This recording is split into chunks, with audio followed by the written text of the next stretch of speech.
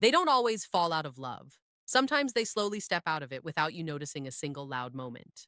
No arguments, no warnings, just subtle behavioral rewiring that happens in silence. The real breakdown in relationships doesn't begin with cheating. It begins when emotional presence starts getting replaced by emotional distance. And by the time most people realize it, the story has already been rewritten in their absence.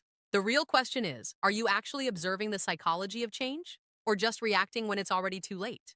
There is a moment in every relationship that rarely gets noticed while it's happening. It doesn't arrive with noise or drama. It doesn't announce itself in arguments or dramatic confessions. Instead, it slips in quietly, disguised as normal behavior, as routine, as just being busy. And that is exactly why most people miss it. Because the human mind is not trained to detect silence as a warning. It is trained to react to chaos, not gradual emotional change. What people often don't realize is that emotional distance is never sudden. It begins in the smallest places, places that feel too insignificant to question. A shorter reply than usual, a pause before responding where there used to be excitement, a presence that feels physically there but psychologically absent. The mind always justifies it at first. They are tired. They had a long day. It's nothing. And most of the time, that is exactly how emotional shifts survive, by being explained away instead of being understood. As time passes, attention itself starts to shift. And attention is one of the purest reflections of human psychology. Where a person naturally directs their focus reveals what their inner world is slowly aligning with.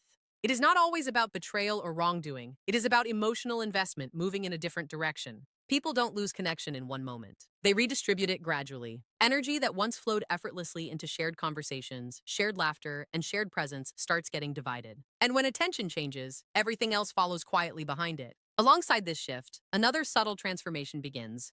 Privacy increases. Not in an obvious, suspicious way at first, but in a psychological way. Humans naturally protect what feels emotionally sensitive. When the internal world starts to change, even slightly, the instinct for privacy grows stronger. This is not always about hiding something physical. It is often about protecting emotional transitions that are still being understood internally. The mind builds small compartments for different emotional experiences, and what was once openly shared starts becoming selectively shared.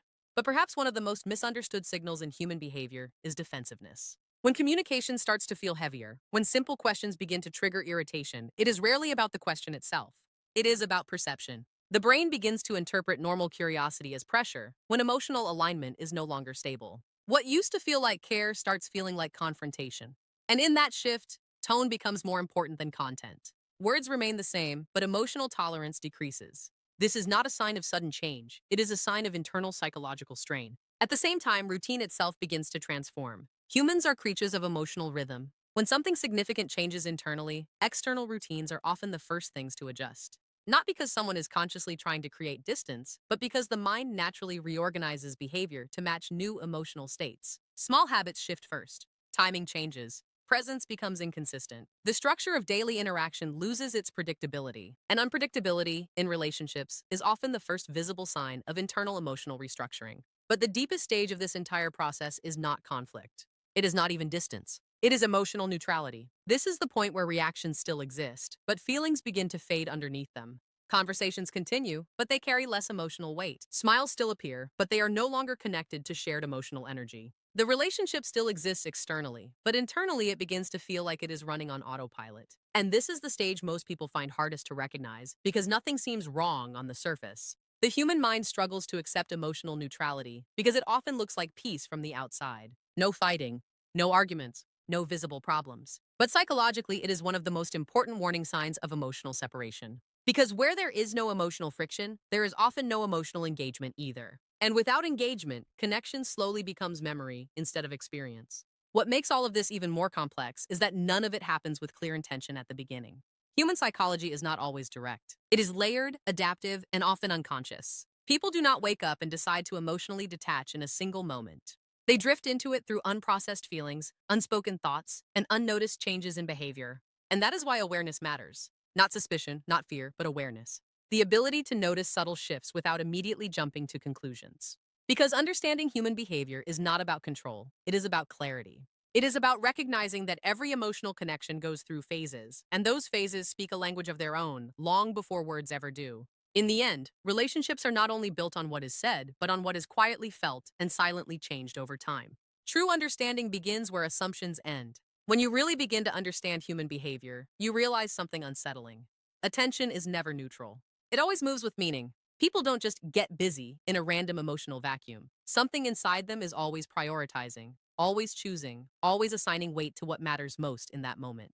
And this is where most misunderstandings in relationships begin. Not in big actions, but in small reallocations of attention that go unnoticed because they don't feel dramatic enough to question. A delayed reply is not just a delayed reply. A shorter conversation is not just fatigue.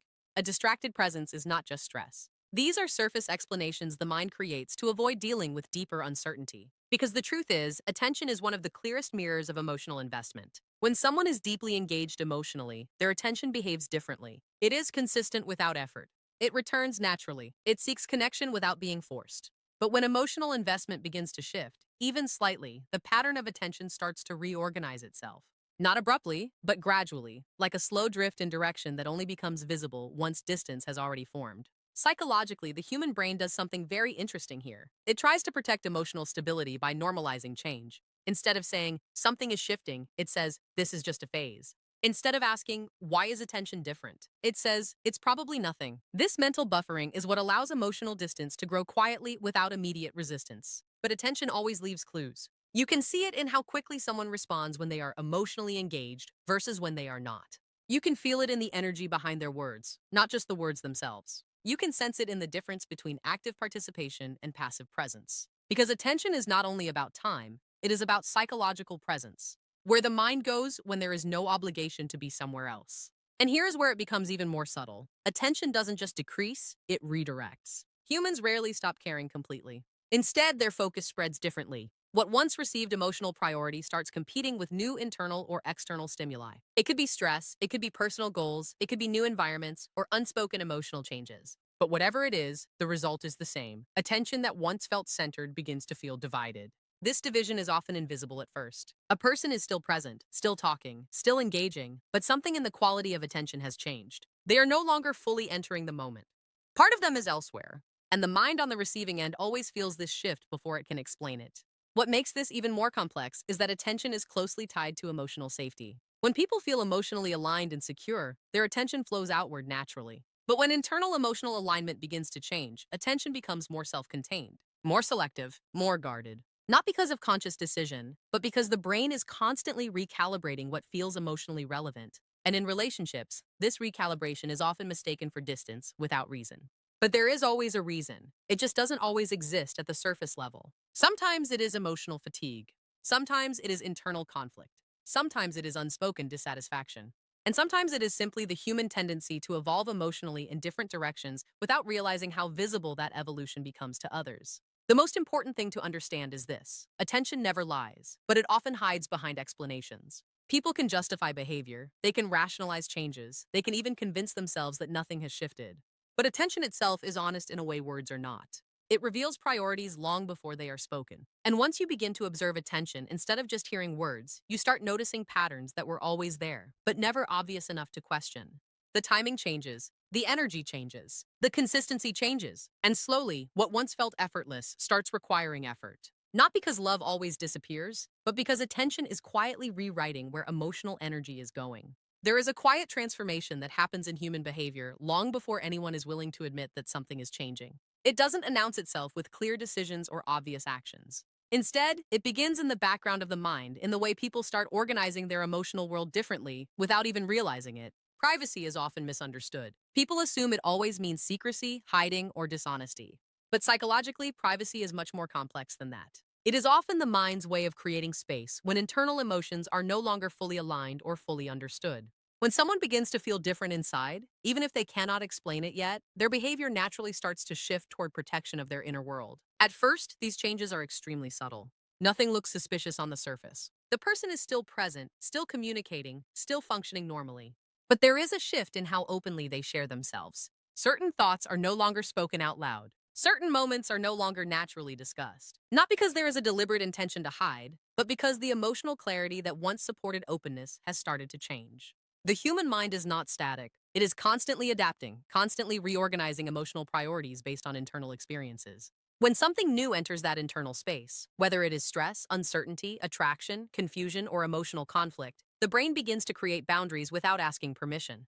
These boundaries are not always logical. They are psychological defenses designed to maintain emotional balance. This is why increased privacy is rarely about a single event. It is usually about a gradual shift in emotional processing. A person starts to feel that certain parts of their inner world are no longer easy to express. Not because they are intentionally hiding something, but because they are still trying to understand it themselves. And during that process, silence often becomes safer than explanation. Another important layer of this behavior is compartmentalization. The mind has an extraordinary ability to separate emotional experiences into different mental spaces. When life feels emotionally consistent, these compartments remain open and connected. But when emotional complexity increases, the mind begins to separate experiences to reduce internal tension. What belongs to one emotional space is kept away from another, not out of deception, but out of psychological necessity. This is where behavior begins to change in ways that others notice but may not understand. Conversations become more selective. Sharing becomes more intentional. There is a noticeable difference between what is said freely and what is now kept internal. Again, this is not always a sign of wrongdoing. It is often a sign of emotional processing that is still incomplete. But the most misunderstood part of increased privacy is timing. It rarely happens suddenly. It grows gradually, in layers. One small omission here, one unspoken detail there, one moment of choosing not to share something that would have been shared before. Individually, these moments mean very little. But collectively, they form a pattern of emotional withdrawal from openness. And yet, the person experiencing it may not even recognize it themselves. Because the brain normalizes its own changes in real time. What feels new today quickly becomes the new normal tomorrow. This is how psychological adaptation works. It reduces discomfort by making change feel familiar. There is also an emotional protection aspect to this behavior. When people feel uncertain internally, they often become more protective of their emotional state. They avoid conversations that might create confusion. They limit discussions that feel too heavy or too revealing. Not because they want distance, but because they are trying to preserve internal stability while they process what they are feeling.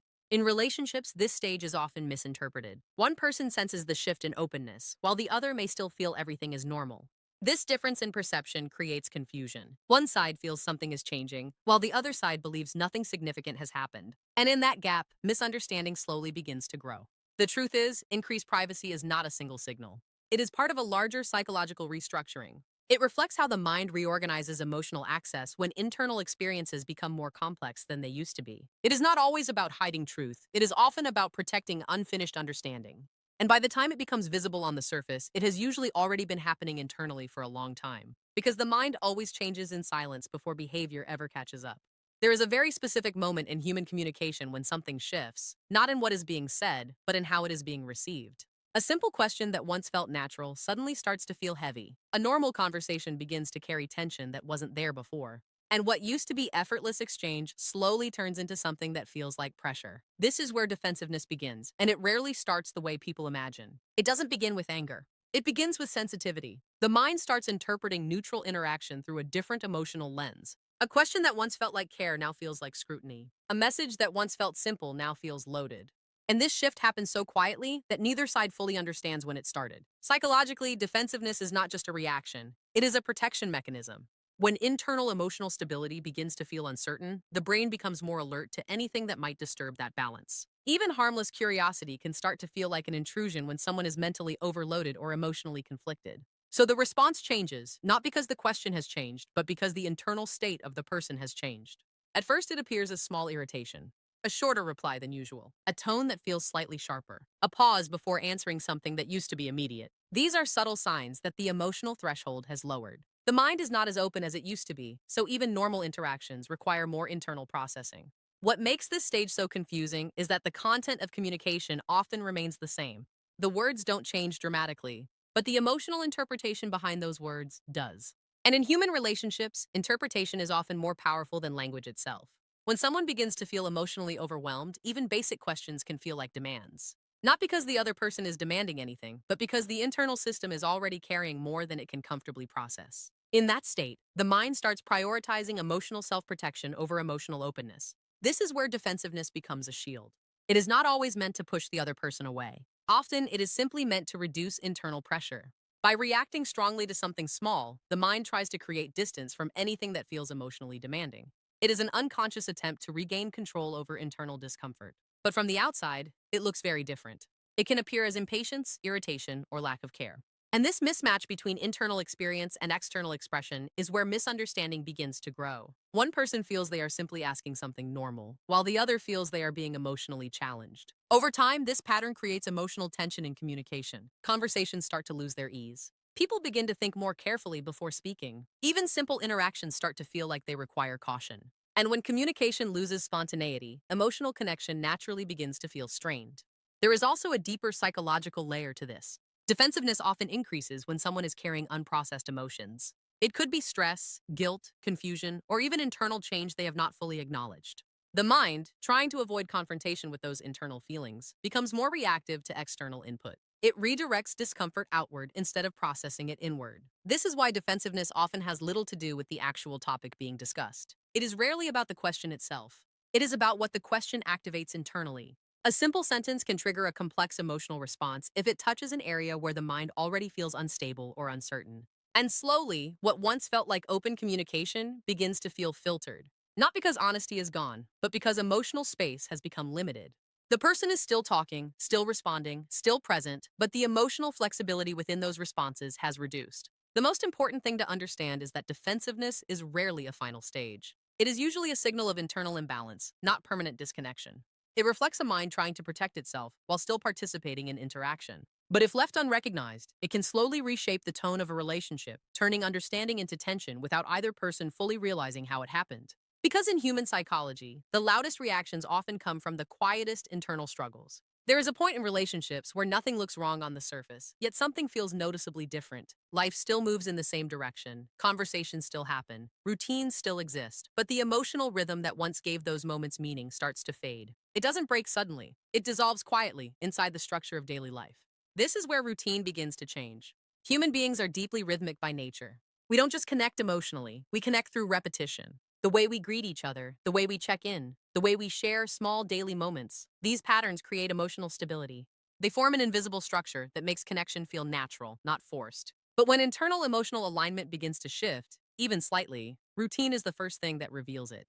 At first, the changes are so small they seem irrelevant. A delayed response to something that used to be immediate. A habit that slowly becomes inconsistent. A conversation that used to happen effortlessly now requires effort or reminders. Individually, none of these moments feel significant. But together, they signal a change in psychological engagement. Because routine is not just behavior, it is emotional memory in action. When two people are aligned emotionally, their habits synchronize naturally. They don't have to think about it. It just happens. But when emotional alignment begins to weaken, synchronization starts to break.